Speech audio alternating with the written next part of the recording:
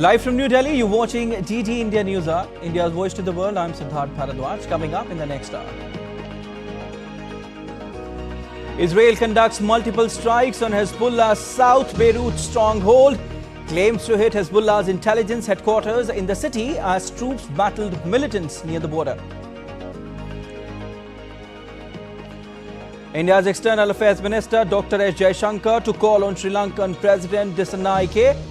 First high-level engagement between two sides since new leadership took charge in Colombo. Escalating tension in West Asia hurts global markets. Oil prices surge over 5% following recent attacks. And with an eye on maiden ICC World T20 trophy, India women's cricket team all set to take on New Zealand in their opening encounter in Dubai.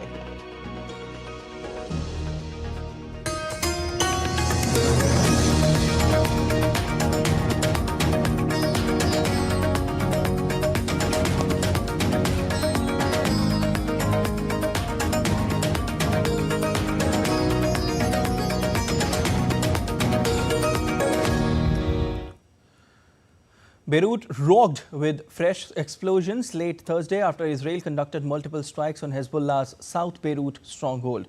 Loud blasts have been reported near Beirut's international airport, which borders the suburb of Daye, Hezbollah's stronghold in the city and a continuing target for Israeli airstrikes.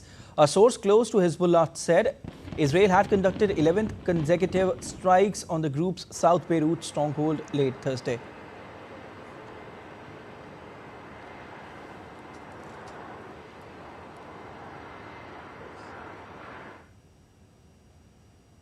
Israel claimed to hit Hezbollah's intelligence headquarters in the city as troops battled terror group's armed men near the border. Earlier, the Israeli military called on civilians near two buildings in southern Beirut to move away ahead of an air raid. The Israel Defense Forces on Friday announced that they had killed Mohammed Youssef Anisi, a senior terrorist involved in Hezbollah's precision-guided missile manufacturing chain in Lebanon. In a post on social media platform X, the IDF said that Anisi was a key source of knowledge and possessed significant technological abilities in weapons manufacturing. The IDF further said it will continue to act against the threat posed by Hezbollah. The Israeli military also said it killed the head of Hamas network in a strike on West Bank's Tulkarm. In a statement, the military identified the Hamas operative as Zahi Yasser Abd al-Razak Aufi. The leaders of the G7 have outlined their concern over the deteriorating situation in West Asia. The leaders of the G7 nations in a joint statement expressed deep concern over the deteriorating situation in West Asia and condemned in their strongest terms Iran's direct military attack against Israel, which constitutes a serious threat to regional stability. The statement also reaffirmed the group's commitment to the security of Israel and condemned what it called Iran's destabilizing actions throughout the West Asia through terrorist proxies and armed groups. Discussions to avoid escalation in the region have also taken place during the meeting. The G7 leaders called on all regional players to act responsibly and with restraint. Meanwhile, countries ramped up evacuation efforts from Lebanon in view of escalating tension in West Asia. Russia, France, Spain, Greece on Thursday became the latest countries to launch operations to remove nationals from Lebanon since Israel launched ground raids into its neighbor and Iran fired missiles at Israel.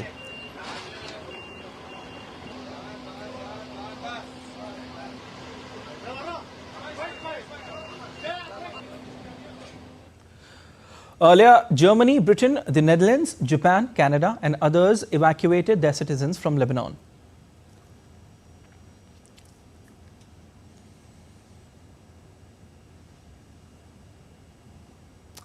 UN peacekeepers have decided to stay in their positions on Lebanon's southern border despite Israel's request to vacate some areas before it launched its ground operation against Hezbollah. The mission, known as UNIFIL, is mandated by the Security Council to help the Lebanese army keep the area free of weapons and armed personnel, other than those of the Lebanese state. Talking to media, the UN peacekeeping chief said UNIFIL was continuing to liaise with both countries, describing the mission as only channel of communication between them. The mission was working to protect civilians and support the safe movement of civilians and delivery of humanitarian aid. Are currently staying in all the positions. This is a decision that we've made after thorough consideration of all the elements, including safety and security of our peacekeepers, but also the responsibility we have in regard to the mandate and the population. UNIFIL peacekeepers continue to do their best to implement their Security Council mandate in obviously very difficult conditions. A 21-year-old woman kidnapped by Islamic State terrorists in Iraq a decade ago was freed from Gaza this week.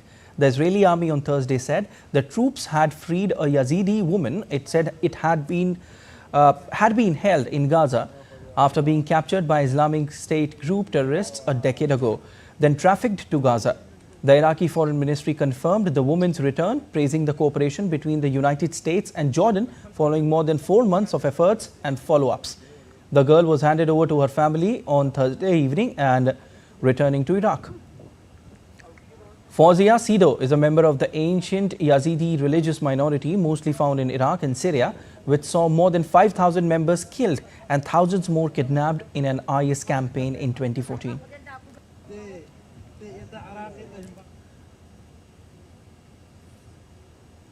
Iran's supreme leader Ayatollah Ali Khamenei is reportedly set to lead Friday prayers in Tehran today. Khamenei's public appearance will come at a time when several media reports suggested he was moved to a secure location inside the country due to increased security concerns. The relocation followed the death of Lebanon's Hezbollah chief Hassan Nasrallah in an Israeli airstrike on September 27.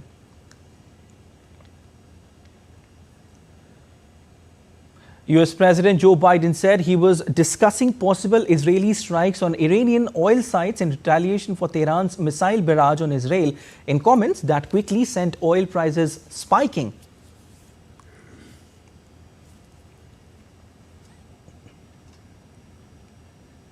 Do you support Israel striking Iran's oil facilities, sir?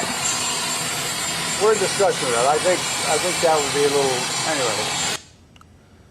And the escalating conflict in West Asia poses a serious threat to regional stability and global economy.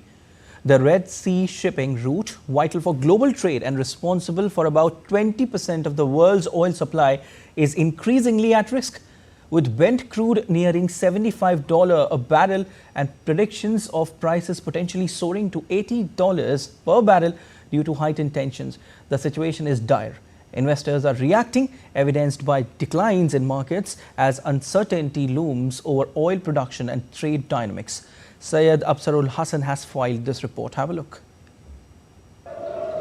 The ongoing conflict in West Asia is escalating, threatening not only regional stability but also the global economy. Recent missiles attack by Iran on Israel have raised alarms about potential disruptions in vital shipping routes and oil supplies. As tensions flare in the region, the repercussions are being felt far beyond the immediate conflict zone. The Red Sea shipping route, a critical artery for global trade, faces increasing threats from military activities, especially following Iran's missile barrage against Israel. The route accounts for approximately 20% of world's oil supply, with 60% of India's crude oil needs passing through the Strait of Hormuz. Experts warn that any disruption on this route could send oil prices soaring. Oil prices have surged over 5% following the recent attacks, with Brent crude nearing $75 a barrel. Should tensions escalate further, analysts predict prices could spike to $80 or more, complicating recovery efforts for economies already grappling with inflation. Israel's threat to target Iran's oil production infrastructure, including gas and oil rigs, refineries and storage facilities, has heightened markets' concerns about international crude oil supply. There is now an uncertainty about where is the next target. energy facilities, critical infrastructures could be the other target. Looking at where the prices will go, definitely it depends on where the destruction would be and how much oil is going to be taken off the market. But historically, we have seen that geopolitical factors, if the impact is not in a larger scale and could be mitigated, is not huge. Any increase in prices will not only affect inflation but could also strain trade balances. Eurozone government bond yields inches away from multi-month lows on Thursday as markets weighed expectations for European Central Bank interest rate cuts and the escalating conflict in the Middle East.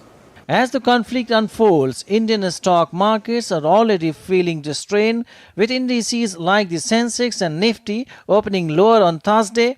Investors typically retreat to safer assets in times of geopolitical uncertainty. As the situation in West Asia develops, all eyes will be on oil markets, trade dynamics, and investor confidence in regions like India. The ripple effects of this conflict could reshape economic landscapes far and wide. Syed Absarul Hassan reporting for DD India. Updates now on the Russia-Ukraine conflict. Russian forces claim to have intercepted a Ukrainian drone near the town of Kurchatov on Thursday, close to the Kursk nuclear power plant. While debris caused explosions in a nearby building, there was no damage to the plant. The plant's operator confirmed normal operations with radiation levels remaining safe. However, Ukrainian Foreign Ministry spokesman denied any attacks near the facility. Ukrainian forces have been present in the Kursk region since a surprise incursion in August, despite Russian efforts to push them out. UN nuclear watchdog Chief Rafael Grossi, who visited the plant in August, expressed concern over its vulnerability, noting it lacks a protective dome to guard against potential missile or drone strikes. Ukraine's military commander, General Alexander Syrsky, has ordered reinforcement in the eastern Donetsk region following the withdrawal of Ukrainian forces from Vuhledar. Syrsky, working with the 25th Syecheslav Airborne Brigade, described the area as one of the hottest front sectors without specifying the exact location. Ukrainian President Volodymyr Zelensky confirmed the loss of Vuhledar, emphasizing the priority of saving soldiers' lives by retreating. The Russian-appointed governor of Donetsk acknowledged the town's strategic significance but noted that reconstruction would take time. After more than 2.5 years of conflict, Ukrainian forces are largely on the defensive. The withdrawal marks a significant moment in the ongoing struggle, as Vuhledar, a coal mining town, remains a key battleground in the region. Meanwhile, the newly appointed NATO chief Mark Rutte discussed the conflict in Ukraine with President Volodymyr Zelensky on Thursday in his first foreign visit since becoming the alliance's Secretary General. Zelensky discussed the battlefield situation and Ukraine's victory plan with NATO chief. Pledging continued support for Kyiv, Rutte vowed to help shore up Western support for Ukraine. He also showed NATO's commitment of making Ukraine its member. Stands with Ukraine for your security and for ours. Ukraine is closer to NATO than ever before and will continue on this path until you become a member of our alliance. I very much look forward to that day. Russian Deputy Foreign Minister Sergei Ryabkov said on Thursday that Russia has no intention of negotiating with the United States on nuclear stability unless there are preconditions. Ryabkov said strategic negotiations for Russia are inseparable from the current military and political situation. According to Ryabkov, these negotiations would not have any sense for Russia as long as the USA pursue their aim to strategically defeat Russia and undermine its security. Still to come on DD India News Hour. We get you the latest in US polls as the presidential contenders continue crisscrossing the states to garner maximum votes. North Korea's leader Kim Jong-un said his forces would use nuclear weapons without hesitation if Pyongyang's territory was attacked by the South. 78 people die after a ferry capsizes in Lake Kivu in Eastern Democratic Republic of Congo.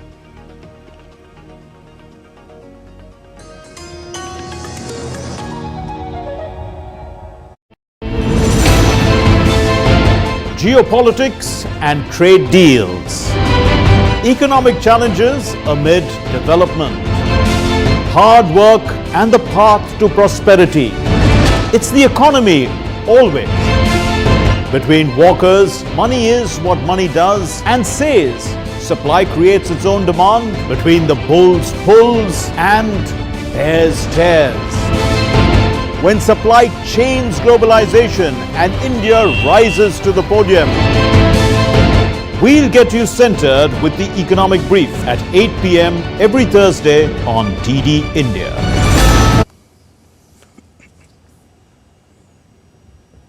You're watching DD India News Hour. I'm Siddharth Bharadwaj.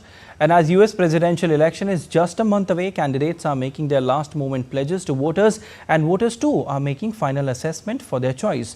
As polling in some states are already open, the Republican candidate and former US President Donald Trump urged voters at a rally in Saginaw, Michigan, to vote early so that they don't change their choice at the last moment. Republican presidential candidate Donald Trump said on Thursday that if he is elected in November, no state will be able to ban gas-powered cars or trucks. Trump also praised his running mate J.D. Vance's performance in the vice presidential debate against Tim Walz.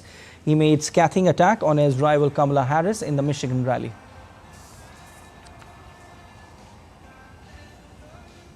So you have to tell Lion Kamala that we've had enough, Kamala. We can't take you anymore. We're not going to stand for it anymore.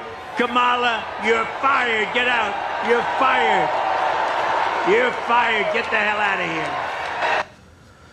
Trump again got a shot in arms on Thursday when the International Association of Firefighters said it would not make a presidential endorsement. This will be a major blow to Kamala Harris, as they had endorsed Joe Biden in 2019 as Democratic candidate. The union represents 300,000 career firefighters and emergency responders, and they would be important in key swing states of Wisconsin, Pennsylvania and Michigan. Many Republicans are shifting sides too. They are coming in support of Democrat Kamala Harris, also in swing states. In Arizona, voters came out in open holding placards written Republicans for Harris. That Republicans are saying that that is not our party, that Donald Trump does not represent us, that we have to find a leader that we are proud to vote for to become the President of the United States. Democratic presidential candidate Kamala Harris also teamed up Thursday with Liz Cheney, a high-profile Republican opponent of Donald Trump, who voted to impeach the former president for inciting the 2021 assault on the Capitol. A U.S. judge temporarily blocked President Joe Biden's plan to forgive student loan debt on Thursday, siding with 6 Republican state attorneys general who challenged the initiative. The ruling by Judge Matthew Shelp halted the administration's effort to cancel $73 billion in student loans for 27.6 million Americans, pending a legal decision. The lawsuit argues that the U.S. Department of Education exceeded its authority by proposing debt relief without congressional approval. The Biden administration defends the plan as necessary to fix a broken system and ease financial burdens on borrowers. Republicans view the move as an overreach and unfair to non-college educated individuals. The decision comes as the 2024 election approaches, with the administration accused of seeking political gain.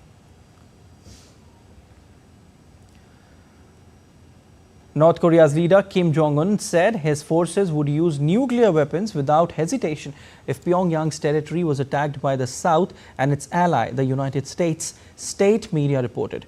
Kim criticized South Korean President Yoon Suk-yeol for threatening to end the North Korean regime at a military day event on Tuesday, saying the comment showed which side was destroying regional security and peace. Kim's statement also referenced the South's alliance with the United States, as tens of thousands of U.S. troops are stationed in South Korea.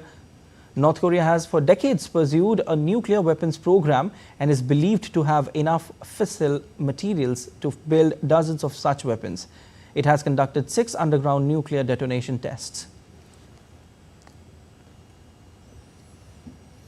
The European Union faces a crucial vote on Friday to decide whether to impose tariffs of up to 45% on Chinese-made electric vehicles following an investigation into the unfair subsidies. The European Commission has proposed the tariffs for 5 years, but approval requires a majority vote from at least 15 EU countries representing 65% of the population. German car makers, heavily reliant on Chinese sales, have opposed the move, with Volkswagen calling it the wrong approach. Spain, once supportive of tariffs, now favors extended negotiations on pricing and battery production relocation. Meanwhile, China has retaliated with probes into EU imports, escalating tensions. The Commission argues China's excess EV production, double the size of EU market, poses a significant threat, especially with US and Canadian tariffs blocking other export options. G7 ministers meeting on gender equality and women's empowerment will take place under the Italian G7 presidency chaired by a minister. The meeting will take place on 4 to 6 October 2024 in Matera. G7 leadership plays a significant role in shaping concrete solutions for advancing gender equality, including the most vulnerable groups, as well as the rights of LGBTQIA+ persons. Despite significant progress over the last decades, women, in fact, and girls around the world still face systematic discrimination. Effective strategies need to be developed and agreed upon among the G7 to promote the empowerment of women.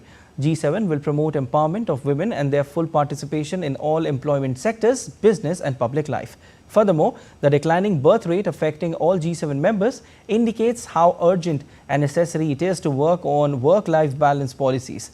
The Italian G7 presidency is committed to promoting gender equality through outreach initiatives. It will continue to foster partnerships with African countries on gender equality and women's empowerment.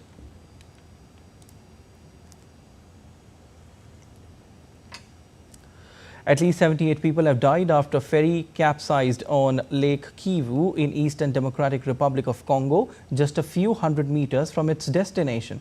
With 278 passengers on board, the boat was traveling from the town of Minova in South Kivu and sank as it was arriving on Goma shore on Thursday morning.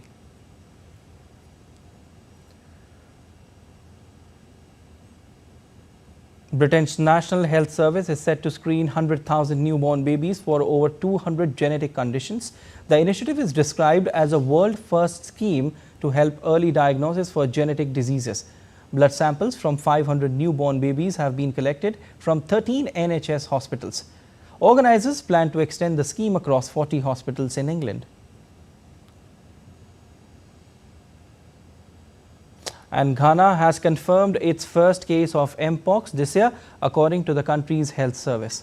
The patient, a young male, is experiencing fever, rash and body pains. Health officials have identified 25 close contacts who are now being monitored.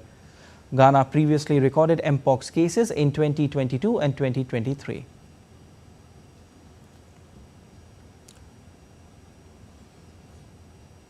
NASA's Solar Dynamics Observatory captured on Thursday an X9 class solar flare, the strongest of this solar cycle in 2 ultraviolet wavelengths.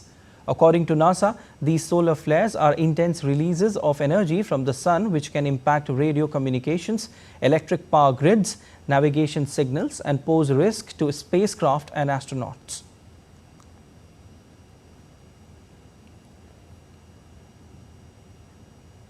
Six days after Hurricane Helene slammed into Florida and carved a destructive path through much of the U.S. southeast, with death toll surpassing 200, the latest death toll makes Helene the U.S. mainland's second deadliest tropical storm since 2005, behind Hurricane Katrina. The death toll is expected to rise despite hundreds of rescuers across 6 states. Authorities are pursuing search for survivors in remote areas, while aid groups are providing free food and water. Repair crews are struggling to restore power to hundreds of thousands of customers still without electricity.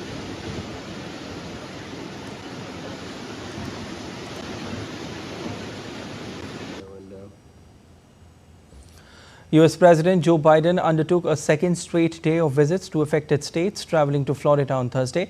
Biden made a helicopter survey of damage and received a briefing and met with storm survivors. Biden pledged immediate aid packages for people affected by Hurricane Helene during a visit to Valdosta, Georgia. Biden added that he approved Georgia governor's request to cover 100% of cost for debris removal, emergency protective measures for 3 months. His visit comes on the heels of his trip on Wednesday to North Carolina and South Carolina. Earlier on Wednesday, Biden had directed up to 1,000 active duty troops to help with response and recovery efforts. Yesterday, I approved Governor Kemp's request for a federal government to cover 100% of the cost for debris removal, emergency protective measures for 3 months, 100%. I must tell you, your senator had a little bit to do with that when he called me beforehand. But all kidding aside, we're doing the same for Florida as well as we're doing for North Carolina. This direct assistance is now being delivered. It's being delivered now directly, with more to come. But folks, this entire project is going to cost billions of dollars, not tens of thousands, not millions, not a billion, billions of dollars, because it goes through so many states. You know, and Congress has an obligation to me, it seems to me, to ensure that states have the resources they need. U.S. National Hurricane Center forecast that Hurricane Kirk strengthened into Category 4 storm in the Atlantic. Forecasters said that waves from Hurricane Kirk could cause life-threatening surf and rip current conditions this weekend along the U.S. East Coast as well as in Bermuda, the Greater Antilles and the Bahamas. According to NHC, swells generated by Kirk were expected to reach portions of the Leeward Islands on Friday and Bermuda and Greater Antilles on Saturday. Meanwhile, another tropical storm formed late Wednesday in the eastern Atlantic and could strengthen into a hurricane in the coming days. Typhoon Kraton made landfall on Thursday in Taiwan's major port city of Kaohsiung, bringing torrential rains and fierce winds to the island's south. 2 deaths were reported from the affected region and thousands have been evacuated. Schools and businesses remain closed and hundreds of flights have been cancelled. The Meteorological Department has issued strong wind warnings for parts of Kaohsiung and Pingtung. Across Taiwan, heavy to torrential rain is forecast with severe downpours expected in some areas. The Taiwan weather authorities warned that due to the slow progress of the typhoon, its impact could persist until the weekend.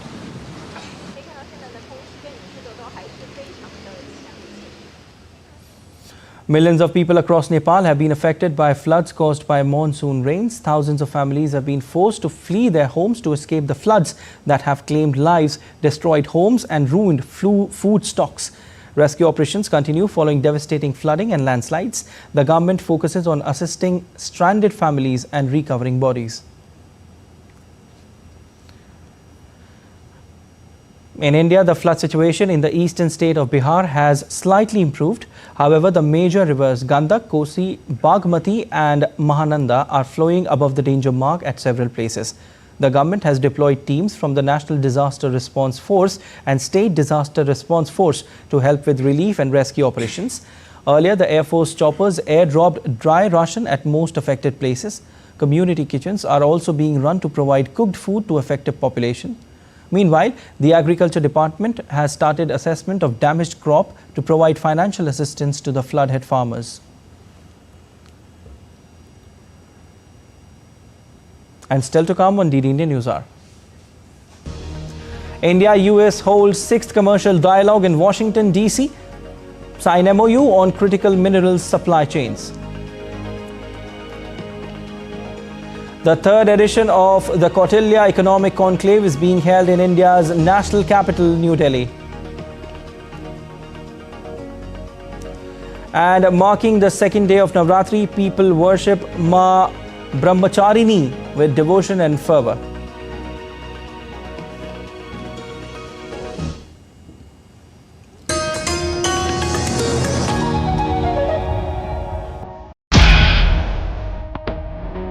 This is a golden era of the Indian chess with both the men's and women's team winning gold at the Olympiad. What do you think is driving this incredible success for Indian chess on the global stage right now? Some level it was always bound to happen. And India has come very close in some Olympiads, and then they unfortunately couldn't get the gold medal. But this year, I think, was the golden year, and we managed to get it. How you maintain your focus, your composure during the tournament? Just try to focus on one thing at a time. Helps me get into the groove, get into the mode. Focusing on the current moment really helps.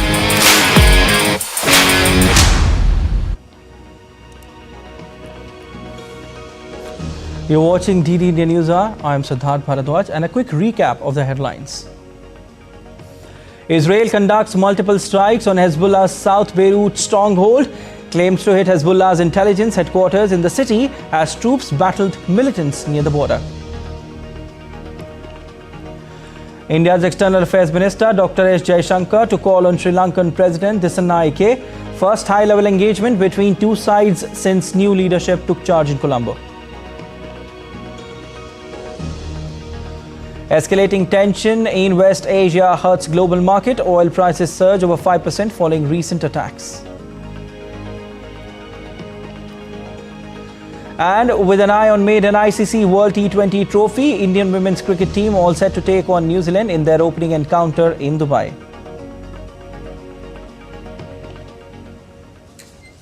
India's External Affairs Minister Dr. S. Jaishankar reached Sri Lanka's capital Colombo.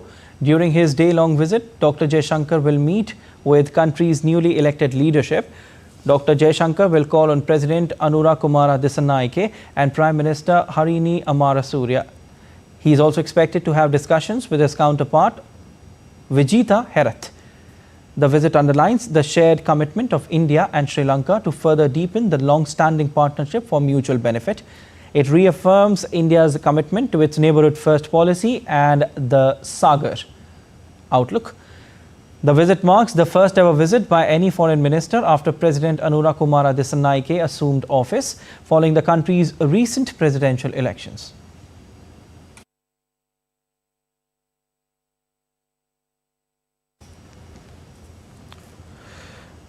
And DD India correspondent Dr. Ahmed Moeen Farooqi joins us from Colombo to give us more details on what is happening. Hello, Dr. Farooqi. We just heard that External Affairs Minister Dr. S. Jaishankar has arrived in Colombo. First ever visit by any foreign minister after President Dissanayake assumed office. And also, Dr. Farooqi, India's commitment when it comes to prioritizing its neighbors has been a crucial part of its foreign policy. What all can we expect from EAM's visit? Siddharth, yes, primarily speaking, you're absolutely right here. It's the first ever visit of a foreign minister who has come to Sri Lanka after the new president has assumed office.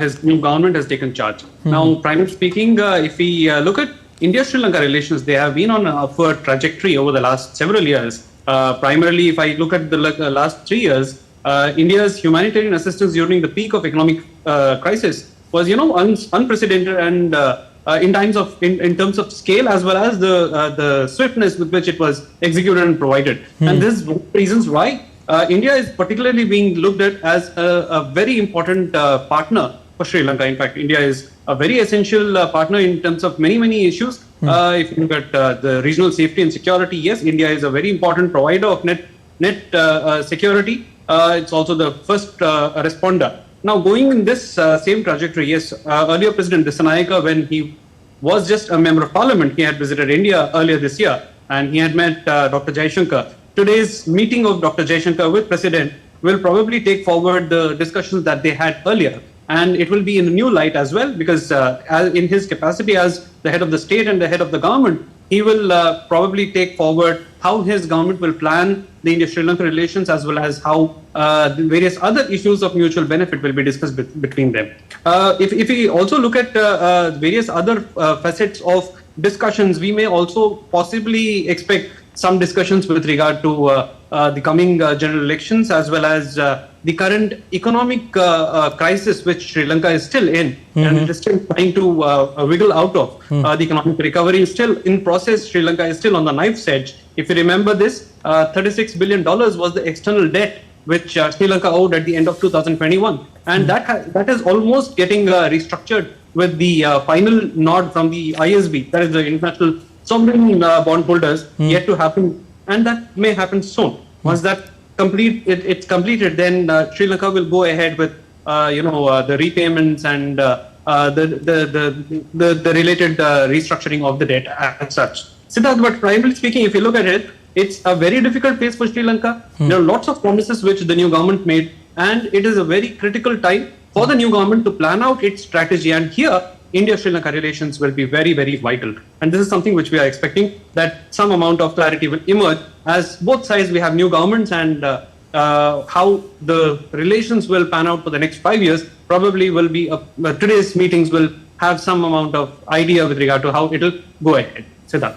Dr. Farooqi, many things will, you're right, many things will come out from today's meeting, and the plan will be somewhat clear as to what will happen in the next 5 years. Many things will be clear, you're right. President Dissanayake also met Indian High Commissioner in Colombo, Santosh Jha, just a few days back, and Mr. Jha expressed India's willingness to assist Sri Lanka in implementing digitization to combat corruption and told about its significance as well. With India leading by example of successfully implementing digitization in various sectors, do you see its possibility there as well? Now the talks are being initiated. Siddharth, it's actually if you look at, you just mentioned digital connectivity. Connectivity itself is a very big facet of discussion between India and Sri Lanka. In fact, when the previous president Ranil Wickremesinghe visited India, him and Prime Minister Narendra Modi had brought out the joint vision document, which had talked about connectivity in many manners, including the digital connectivity component as well. In this regard, UPI was launched earlier this year by the Prime Minister and President Wickremesinghe, and this was something, a huge turning point, because India has a huge gain in terms of, India has a headway in terms of being the world leader in terms of digital transactions in the financial sector. And apart from that, India also has some amount of leverage in terms of being the world leader in terms of getting the digital technologies in various facets. The India Stack and the DPI is something which India wants to share the technologies as well as the know-how with its partner countries. And this is something which India has been talking about since quite some time.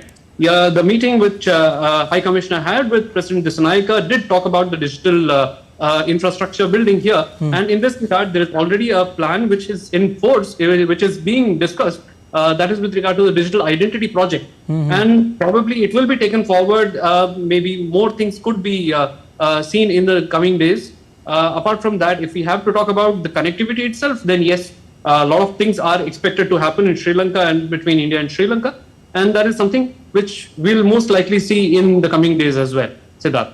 Dr. Farooqi, we'll keep taking updates on you since External Affairs Minister Dr. Jaishankar has just arrived in Colombo. But wonderful analysis, and thank you so much for joining in and for your analysis. India's Minister of Commerce and Industry Piyush Goyal on Friday announced the signing of MOU to expand and diversify critical minerals supply chains between India and the United States.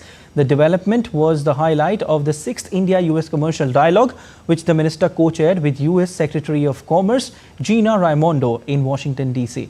During the dialogue, both leaders reaffirmed their commitment to driving outcome-oriented actions to ensure steady progress on key priorities throughout the year. India and US will continue to expand cooperation in new areas and strengthen existing ones by capitalizing on the immense opportunities for both countries in trade and commercial partnership.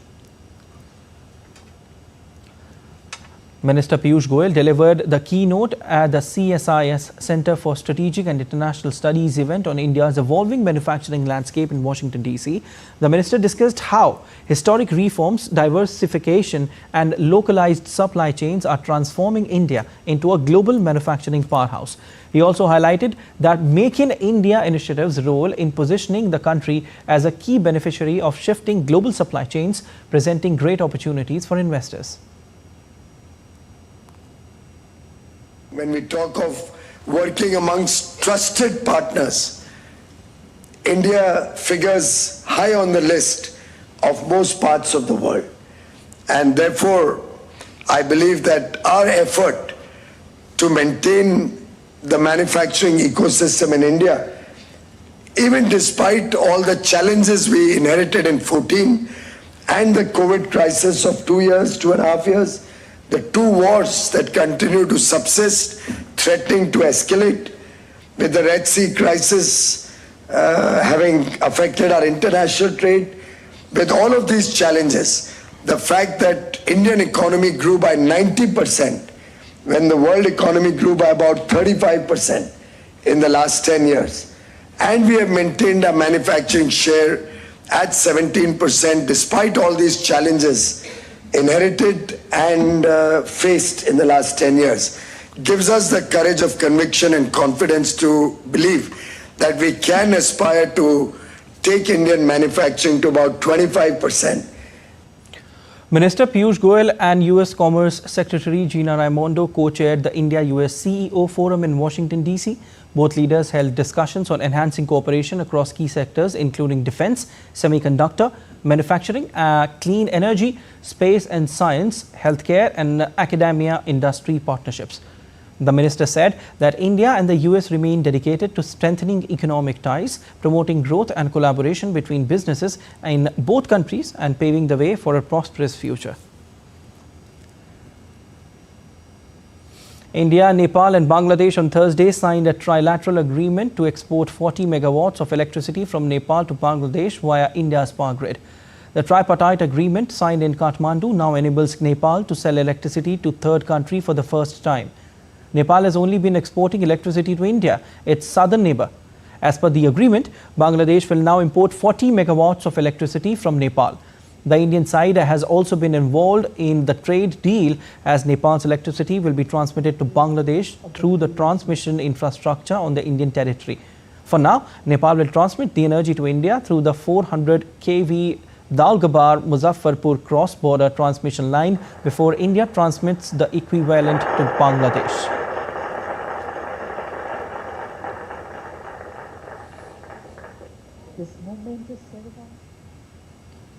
North Indian state of Haryana is all set to go to the polls on Saturday to elect its 90-member state legislative assembly. The Election Commission of India has made elaborate arrangements for smooth conduct of polls. The voting will take place from 7 a.m. to 6 p.m. on Saturday to decide the fate of 1,031 candidates. Over 2.03 crore voters in the state will be able to exercise their franchise in the 15th Haryana Legislative Assembly elections. Counting of votes will be held on October 8, with the election results being declared on the same day. The 8th edition of India-Kazakhstan joint exercise Kazind is presently underway at Surya Foreign Training Node, Oli, Uttarakhand. The Kazind joint military exercise between India and Kazakhstan is based on theme to conduct joint sub-conventional operations under Chapter 7 of United Nations mandate. The exercise commenced on 30th September 2024 with an aim to enhance interoperability between Indian and Kazakhstan forces, with special emphasis on counter-terrorism operations. Indian contingent comprising of 120 personnel is being represented primarily by a battalion from the Kumaon Regiment and Indian Air Force, along with personnel from supporting arms and services. Indian troops also demonstrated their skills in army martial arts routine to Kazakhstan contingent, wherein hand-to-hand combat abilities were showcased.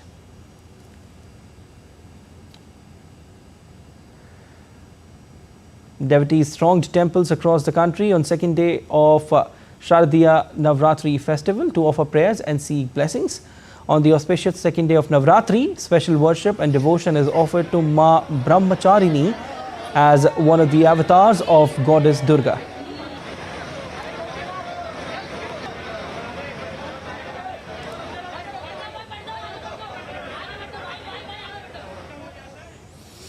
And still to come on DD Indian News Hour. US port strike suspended till January after tentative deal between the union and port operators.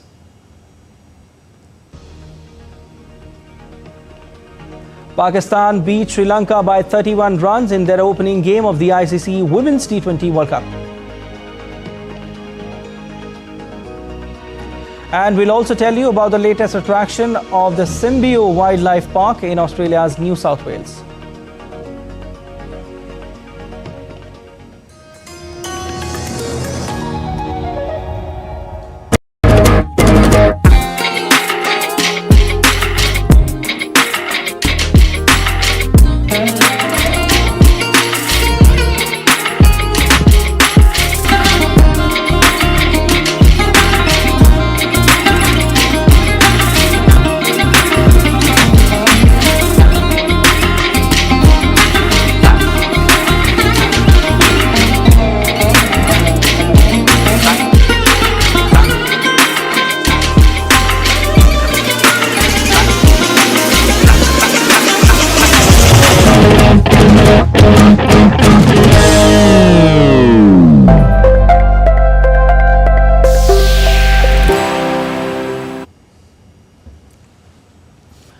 You're watching DD India News Hour. I'm Siddharth Bharadwaj. And the third edition of the Kautilya Economic Conclave is being held in India's national capital, New Delhi. Delivering the inaugural address on Friday, Finance Minister Nirmala Sitharaman highlighted the factors that have led to India's growth story in the last decade. The minister also noted that the government aims to reduce the fiscal deficit from 5.6% in financial year 24 to 4.9% in financial year 25.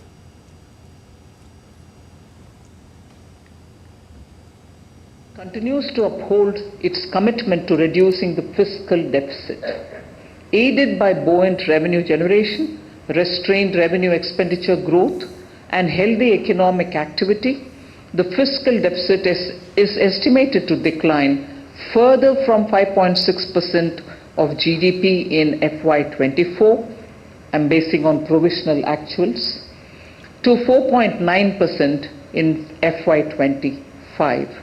The commitment to fiscal discipline will not only help keep bond yields in check, but will translate to lower economy-wide borrowing costs.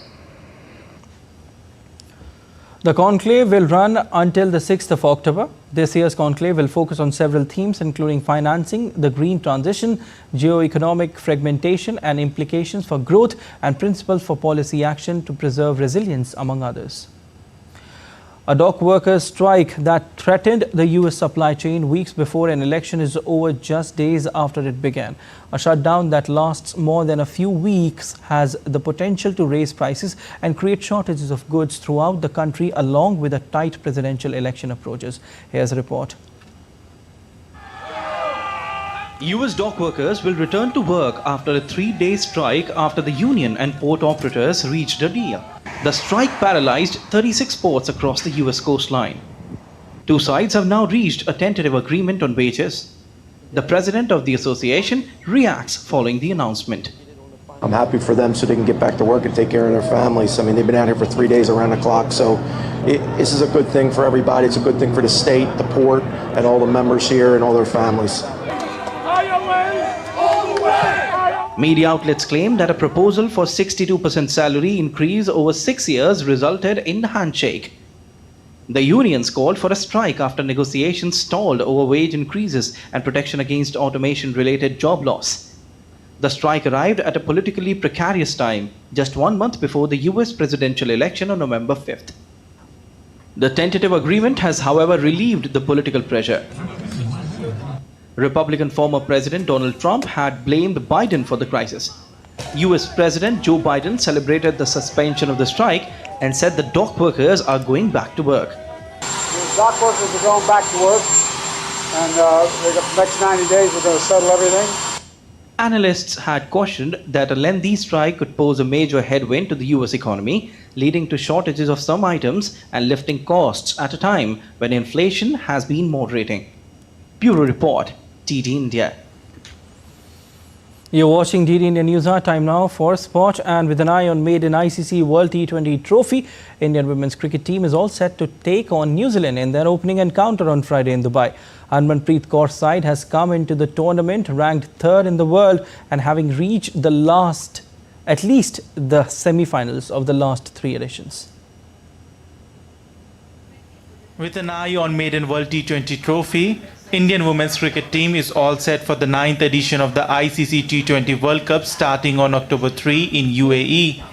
Led by Harmanpreet Kaur, the Indian team boasts of star players in their lineup: Smriti Mandhana, Jemimah Rodriguez and Renuka Thakur along others, adding to the firepower.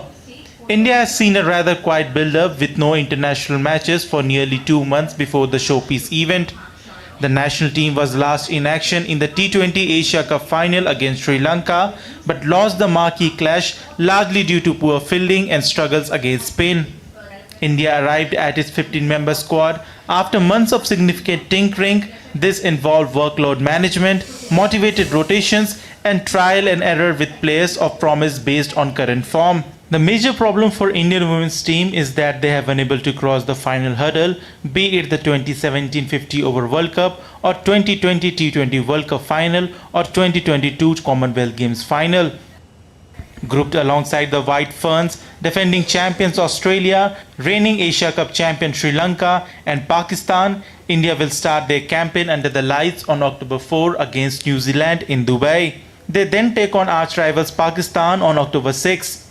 They play Sri Lanka on October 9, while they last face Australia on October 13. India have participated in all 8 editions of the T20 World Cup but have never won the title. In 2009 and 2010, India was ousted in the semi-finals, while in 2012, 2014 and 2016, India could not go past the first round. In 2018 and 2023, India reached the semi-finals but could not go through to the final, and in 2020, India lost in the final. The women in blue have been among the better teams in recent times, but they are yet to lay their hands on the trophy. With tough competition ahead of them, India is set to go for glory and would want to clinch their maiden World Cup title. The wound of their semi-final exit in the 2023 edition is still fresh, and this year's tournament presents the perfect opportunity for retribution. If India can maintain composure and execute their plans effectively, this could finally be their year to lift the coveted T20 World Cup trophy. Sports Desk, DD India. All right, and DD India's Narayan Singh joins us to give more details on India versus New Zealand. Hi Narayan, good morning. Before talking about Women's World Cup, before talking about India versus New Zealand, I just want to talk to you about how women cricket has evolved over the years, and especially if I talk about the Indian cricket team, from a time wherein there were very few spectators in the stadium to now where people are begging for tickets. Good morning, Siddharth. If we talk about you mentioned that the popularity of the women's cricket, definitely at one point of time, as you mentioned, that there were no viewers of the game, but right now it is one of the most watched tournament in the world. Close to BCCI and ICCI, the kind of work they have done to popularize the women's cricket. In the past, there was, we can say that the women's and the men's World Cup took place simultaneously. At one side, the men's World Cup was going, and other side, women's. So that was also a scenario that the spectators was less. But after that, ICC and BCCI, they decided to separately organize both the World Cups, and now we are seeing that the popularity of the women's cricket, there is the broadcasters who are showing matches in a fantastic way, talking about this World Cup. 28 camera setups will be there, and also there are many technologies are being used to make it more popular, to just we can say remove the umpiring errors. New technology has been introduced here. So all in all, a fantastic improvement in the popularity of women's cricket. And the kind of performance they are delivering, that was also the quality cricket they are playing. That is also a reason behind that. Indeed. And now Narayan, let's just come to the point. India versus New Zealand, first T20 World Cup match. They are playing against a team which is a very strong side. Matches happening in Dubai. What is your analysis? Analysis saying? Since we talk about the New Zealand women's team, they are two-time finalists towards the starting from the 2009 they played in the 2 finals, and after that we can say that coming to this tournament they were not in a good form. They are coming into this tournament on a streak of 10 consecutive losses. In the warm-up matches too, their record is 50%. They lost one match and they won one match. If we talk about India, their record in the warm-up matches is excellent. They won both the matches against South Africa by 28 runs and against West Indies by 20 runs. So well-oiled unit looking right now. But New Zealand will also use this platform as an opportunity to keep their, we can say that, past demons at the backseat and go ahead. And also India, who never won this coveted trophy, they will also look this opportunity as a golden opportunity and to start the tournament on a positive note, and after that they can maintain that winning momentum and take this win to the head of the tournament. And because they have to face the most tough side of the tournament, 6-time world champion Australia, and they will also face Pakistan. So all in all, they have to start this match in a positive fashion, and we know that the women's team is fully capable to defeat any opponent, considering the form that Harmanpreet Kaur, the fantastic cricketer, we know what kind of potential she has, and also Yastika Bhatia is there. and we can the Richa Ghosh too, fantastic. And most importantly, I would like to mention the Shefali Verma. If she manages to strike the balance between her power hitting and the consistency, that will be the key for the Indian team in this tournament. Siddharth. Definitely, and let's hope the Indian team comes out with flying colours. Thank you so much for your analysis, Narayan. Pakistan staged a determined fight back to beat Sri Lanka by 31 runs in their opening game of the Women's T20 World Cup campaign in Sharjah on Thursday. Fatima Sana's side defied the form booked to beat the Asian Cup champions by 31 runs, posting 116 in the first innings and then bowling superbly to restrict Sri Lanka to 85 for 9. Pakistan's captain Sana made the crucial early breakthrough to remove Sri Lanka's opener Chamari Atapattu and give hope that her side could successfully defend a relatively modest first innings total. And her fellow bowlers kept things impressively tight, denying Sri Lanka boundaries and picking up frequent wickets as the scoring rate soared. Symbio Wildlife Park in Australia's New South Wales has announced the birth of a rare albino wallaby, Joey, from two red-necked wallaby parents. Zookeepers quickly named him Olaf due to his snow-like appearance. According to park authorities, 1 in every 17,000 animal is known to exhibit the genetic condition. Life expectancy for a red-necked wallaby living in the wild is around 12 to 13 years. However, Olaf will remain at Symbio and could live to the age of 15, authorities added.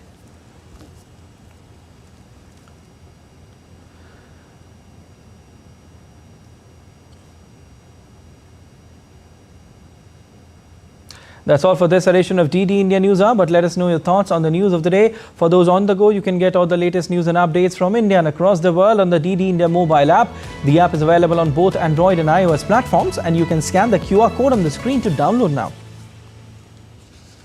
We'll be back with more news as it breaks here on DD India. I'm Siddharth Bharadwaj from all of us here in Delhi. Thanks for watching DD India News Hour.